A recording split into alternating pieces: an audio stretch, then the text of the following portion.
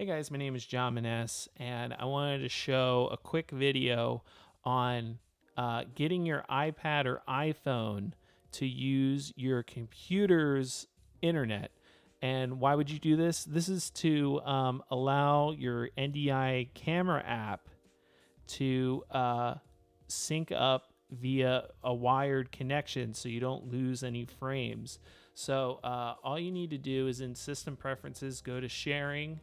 uh, Internet sharing will likely be turned off initially, and if you're using an iPhone or iPad, enable these on your iPad and iPhone.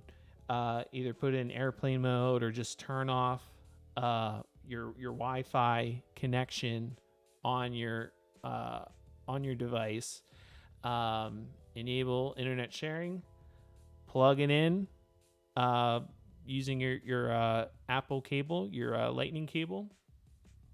Assuming you already know how to use the NDI camera, and I'll bring this over. Desktop, iPad camera. Go here.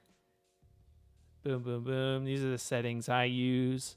The low experimental is totally fine with a wired connection. Like I'm not gonna lose frames. It's hanging in there just fine. So there will be a little latency between the microphone and the picture. You'll have to figure out what works best for you.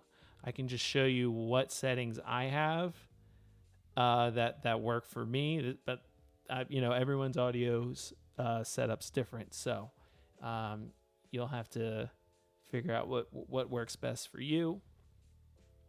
And this NDI HX Camera is free to use, as well as their capture. If you want to capture video on your iPhone or iPad, the NDI Tools is free for Mac and Windows, but I'm showing you the Mac version, and this is how I do my videos and streams for YouTube and Twitch, which you can find here, twitch.tv/JohnManess.